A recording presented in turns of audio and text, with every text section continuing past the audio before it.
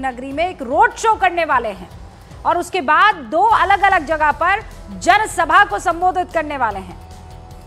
तो वहां ओडिशा में प्रधानमंत्री नरेंद्र मोदी की एक झलक पाने के लिए वहां मंदिर में जो दर्शनार्थी हैं वो एक जगह इकट्ठे हुए, उन्हीं से मुलाकात करने के लिए मुझे लगता है ये तुरंत प्रोग्राम में तब्दीली हुई होगी और पीएम वहां के लिए निकले होंगे जिस इलाके में लोग उनका इंतजार कर रहे थे। अभिनंदन करते हुए प्रधानमंत्री नरेंद्र मोदी पीछे पीछे वहीं से उम्मीदवार संबित पात्रा आपको नजर आ रहे हैं। और उड़ीसा में ही उधर राउरकेला में दिलीप तिर्की, पूर्व हॉकी खिलाड़ी, वो वोट देने पहुंचे। उनकी तस्वीरें यहां पर दिख रही हैं। प्रधानमंत्री उधर पुरी में दिख रहे हैं। प्रधानमंत्री वहां कुछ बच्चों से मिलते हुए। हर जगह हम देखते हैं जहां वो पहुंचते हैं वहां बच्चे जरूर उनको अपनी तरफ खींच ही लेते हैं। वहां पर एक बच्ची से बात करते हुए प्रधानमंत्री की तस्वीरें जगन्नाथ मंदिर के बाहर की दिख रही हैं जहां वो लोगों से मिल रहे हैं। और एसपीजी के जो पर्सनल्स हैं उनके लिए बड़ी दिक्कत हो जाती है क्योंकि ये सब इम्प्रॉम्प्टू होता है। और खासकर देखिए आजकल क्या हुआ है कि प्रधानमंत्री नरेंद्र मोदी की तस्वीरें, स्केचेस, अलग अलग पोर्ट्रेट बनाकर लोग पहुंचते हैं और चाहते हैं कि बस ये एक झलक पीएम को दिख जाए, फिर तो कुछ भी हो जाए पीएम तक वो पहुंच ही जाएगी। और ऐसा होता भी है। एक महिला पहुंची अपने बच्चे को लेकर, प्रधानमंत्री नरेंद्र मोदी ने बच्चे को थोड़ी देर खिलाया। वहां दूसरी तरफ एक तस्वीर आपको दिखी भगवान जगन्नाथ के सामने नतमस्तक होते हुए, शायद पीएम की तस्वीर थी, मैं ठीक से देख नहीं पाई हूँ। विवेक पुकार रहे हैं। विवेक, आप कहाँ पर हैं? क्या हो रहा है? शायद बयान दे रहे होंगे पीयूष गोयल।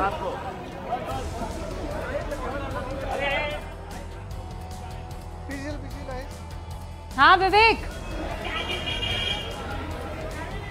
रूबिका, देखिए यहाँ पर अब केंद्रीय मंत्री अब यहाँ पर पीयूष गोयल जब वोट देके बाहर आ चुके हैं, उनसे बात करने की कोशिश कर रहे हैं क्योंकि जो नियम होता है कि पोलिंग बूथ से 100 मीटर के बाहर आकर ही वो मीडिया से बात कर सकते हैं, उनसे बात करने की कोशिश करते हैं। पीयूष गोयल जो है अपने पूरे परिवार के साथ यहाँ पर पूरे परिवार के साथ पहुंचे हैं। एक बजे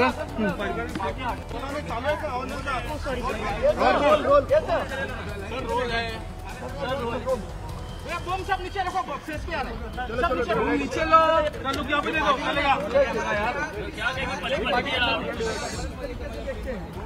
मित्रों, आज लोकतंत्र का उत्सव मुंबई में और अन्य प्रदेशों में 5वें चरण में मनाया जा रहा है। जैसा माननीय प्रधानमंत्री नरेंद्र मोदी जी ने आग्रह किया देशवासियों से, उनके परिवारजनों से, हम सब इस उत्सव में भाग लें।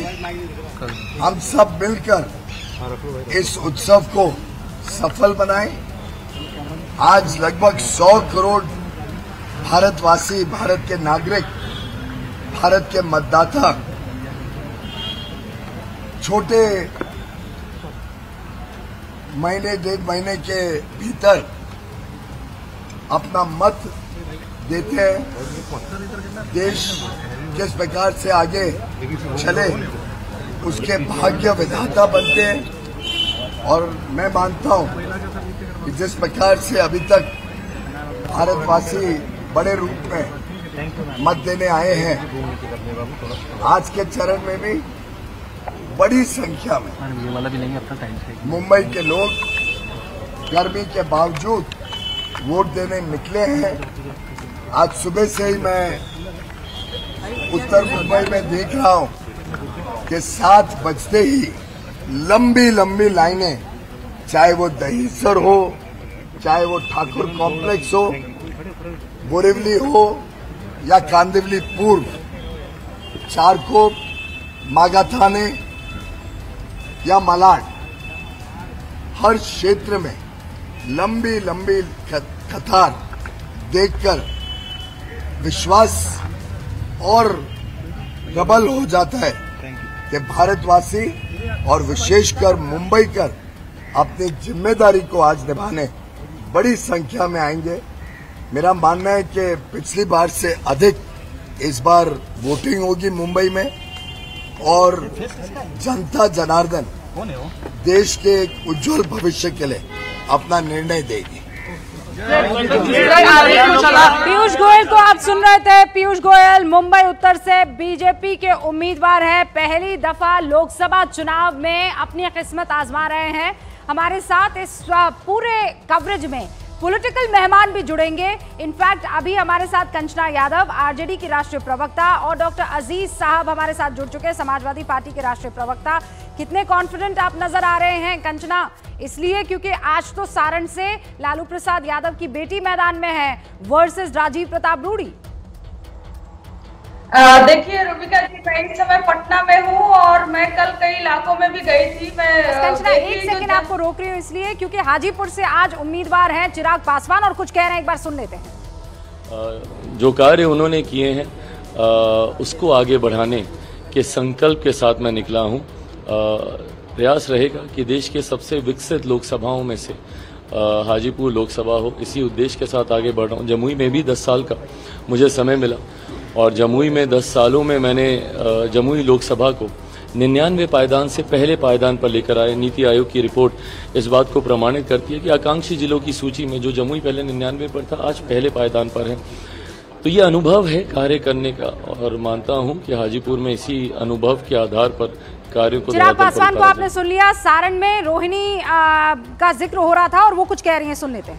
300 सीटें पूरे देश में जीत रही हैं हमारा गठबंधन, आपको क्या लगता है? सही बोल रहे हैं, जनता का रुझान वही दिखा रहा है। इस बार जनता बेरोजगारी की मार जो झेल रही है, बढ़ती हुई महंगाई की मार जो झेल रही है, तो आज सबका अंत करने जा रही है जनता। ये पूरा विश्वास है मुझे और जनता की, भारतवर्ष की जनता की, बिहार की जनता, सारण की जनता की जीत होने वाली है। एक आखिरी प्रश्न है, बीजेपी के जो सेंट्रल लीडर हैं वो लगातार आ रहे हैं, चाहे मोदी जी हो, अमित शाह हो, और वो कह रहे हैं कि ये दहाई के आंकड़ा भी नहीं छुएंगे, 4 सीट भी नहीं जीतेंगे। कैसा लगता है? तो ये आ क्यों रहे थे? किस लिए आ रहे थे? इनको तो आराम से बैठना चाहिए था एसी कमरा में, फिर घूमना नहीं चाहिए ना। जब ये 400 यहाँ तो 4,04,000 लोग भी पार कर रहे हैं, तो उनको तो घर में आराम से बैठना चाहिए था। तो घूम क्यों रहे हैं? ये लोग सब डरे हुए हैं, जनता उनको मुंह तोड़ जवाब दे रही है, इसलिए लोग रोड पर आ गए। बेरोजगारी की मार जो जनता झेल रही है, उसके कारण पूरा जनता ने इनको रोड पे ला करके खड़ा कर दिया है। सब लाइन से लगे हुए हैं, केंद्र की मंत्री हो चाहे प्रधानमंत्री हो, सब कोई रोड पे आ गए हैं। रोहिणी सिंह को आप सुन रहे थे। बड़े बड़े दावे भी हो रहे हैं, वादे भी हो रहे हैं, तमाम उम्मीदवारों की तरफ से हो रहे हैं। हमारे साथ कंचना जी जुड़ी हुई है, हमारे साथ डॉक्टर अजीज और एसएन सिंह साहब भारतीय जनता पार्टी से जुड़ चुके हैं। कंचना, आपकी बात पूरी नहीं हो पाई थी, रोहिणी का जिक्र, और रोहिणी सामने आ भी गई। जी रूबिका जी, मैं भी इस समय पटना में हूँ और कई जगह मैं कल गई थी और बिहार में आपको सच बताया ऐसा परिवर्तन होने वाला है कि भारतीय जनता पार्टी का पूरी तरह से सफाया होने वाला है। और क्योंकि मैं चिराग पासवान जी को सुन रही थी, तो मैं उनका भी जिक्र कर देती हूँ कि चिराग पासवान जी का जो उस हाजीपुर का सीट है, जो रामविलास पासवान जी का 2009 में हुआ था, वही हाल होने वाला है कि 2009 में उनसे खिलाफ होकर पासवान समाज के 5 कैंडिडेट लड़ गए थे रामविलास पासवान जी के खिलाफ, और इस बार चिराग पासवान जी के खिलाफ 7 कैंडिडेट इंडिपेंडेंट लड़ रहे हैं और नाराज है उनसे और पूछ रहे हैं कि आप क्या करोगे हाजीपुर के लिए। कहते हैं पापा की सीट है, आप क्या किए हो? कहते हैं पापा की सीट है। वो पापा के अलावा कुछ और नहीं बोलते हैं। तो ये जनता जानती है, जैसा कि रोहिणी जी ने कहा, महंगाई की मार हर जगह है, तो बिहार में है, बेरोजगारी है, सब कुछ ऐसे त्रस्त है। और कल तो यहाँ पर कंचना जी, एसएन सिंह इसका जवाब देंगे, लेकिन जब आप ये पापा का जिक्र करती हैं तो आपको रोहिणी का चेहरा याद नहीं आता है, राहुल गांधी का चेहरा आपको याद नहीं आता है। ये तो विरासत जो है वो सबकी चल रही है, तो आप जब दूसरे की तरफ इशारा करेंगे तो 3 उंगलियां आपकी तरफ होंगी। आज 11 खानदान मैदान में हैं, अगर मैं इस तरीके से देखने जाऊं तो किसी के पिता, तो किसी का बेटा, तो किसी का पोता मैदान। रोहिणी जी 10 सेकंड रोहिणी जी, आपने सॉरी रूबिका जी 10 सेकंड, आपने क्योंकि रोहिणी जी का जिक्र किया, इसलिए मैं कह रही हूँ कि रोहिणी जी से जब सवाल पूछा गया तो बेरोजगारी, महंगाई, जनता के मुद्दों पर बात कर रही हैं, और लेकिन वही जब चिराग पासवान जी से पूछा जाता है कि आप क्यों जमुई छोड़कर हाजीपुर गए, तो कहते हैं पापा की सीट है, पापा ने ये किया है। कहाँ ये बयान दिया उन्होंने? बहरहाल इस पर हम क्यों जाए? काश के यहाँ पर खुद वो मौजूद होते चिराग पासवान, तो मैं जवाब ले लेती, लेकिन एसएन सिंह साहब इसका जवाब देंगे। एसएन सिंह साहब, बिहार में पटना में इस वक्त कंचना जी मौजूद है और वो कह रही है इस बार बहुत बड़ा खेला होगा। रुबिका जी देखिए, आज लोकतंत्र का बहुत बड़ा पर्व मनाया जा रहा है। हम तो पहले आपके चैनल के माध्यम से कहेंगे कि सभी लोग वोट करिए, आप विकास के लिए वोट करिए, राष्ट्रवाद के लिए वोट करिए, मजबूत सरकार बनाने के लिए वोट करिए। और रही बात कंचना जी की, तो बिहार की जनता बहुत जानकार है। 2019 में भी भारतीय जनता पार्टी को सर्वाधिक 39 सीट बिहार की जनता दी। और अभी हमारी कंचना जी कह रही थी सारण की सीट पे भाई 2014 में लालू जी की पत्नी लड़ी थी, वो भी हार गई। 2019 में समधी को लड़ाए, वो भी हार गई।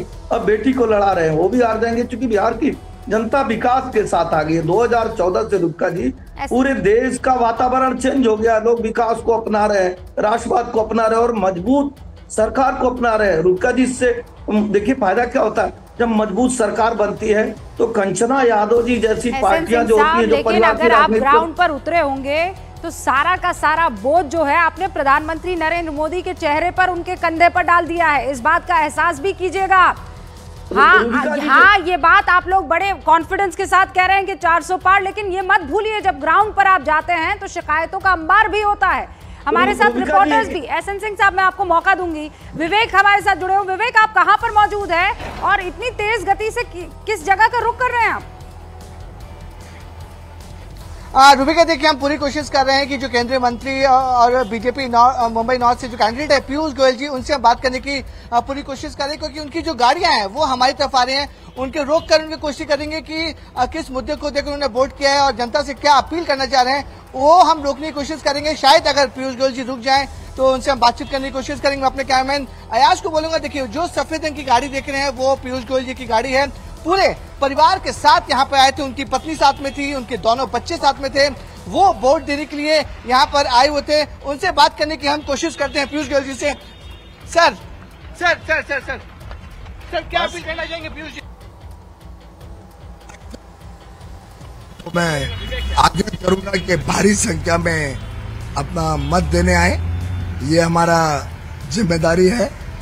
और सौभाग्य भी है कि देशवासी इतना अपनी जिम्मेदारी का एहसास करते हैं कि अभी से लंबी लंबी लाइनें देखने को मिल रही हैं। उत्तर मुंबई में लगभग हर पोलिंग बूथ पर बहुत लंबी कतार आज सुबह 7 बजे से शुरू हुई। सब पहली बार चुनाव लड़ने, कैसा एक्सपीरियंस है? बड़ा अच्छा लगा। लोगों का जो स्नेह, जो प्यार, जो आशीर्वाद मिला है, उसके लिए मैं सदैव उनका आभारी रहूंगा। सर, मुंबई के लोकल बॉय हैं और मुंबई से चुनाव लड़ रहे हैं, मुंबई से संसदीय चुनाव लड़ रहे हैं, कैसा फील हो रहा है?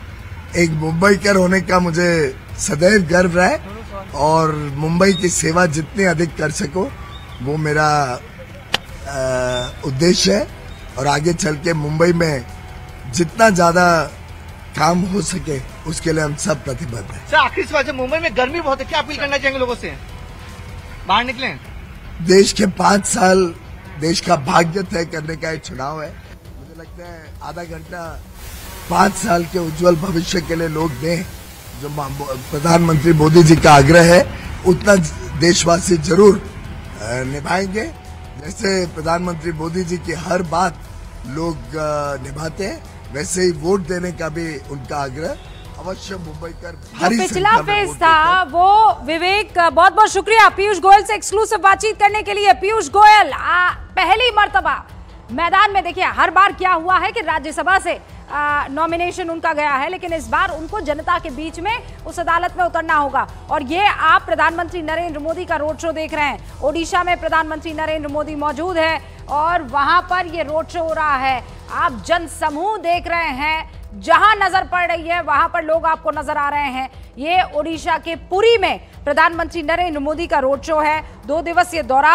उसमें आज प्रधानमंत्री नरेंद्र मोदी जगन्नाथ मंदिर गए, भगवान जगन्नाथ के पूजा अर्चना करने के बाद, दर्शन करने के बाद। और देखिए गाड़ी में सवार है संबित पात्रा, भारतीय जनता पार्टी के राष्ट्रीय प्रवक्ता। अरसे तक डिबेट किया, उसके बाद चुनाव के मैदान में उतरे, हार गए कुछ वोटों से। एक बार फिर किस्मत आजमा रहे हैं। पुरी में प्रधानमंत्री नरेंद्र मोदी के उस गाड़ी में आपको बगल ही में संबित पात्रा भी नजर आ रहे हैं। यहां से प्रधान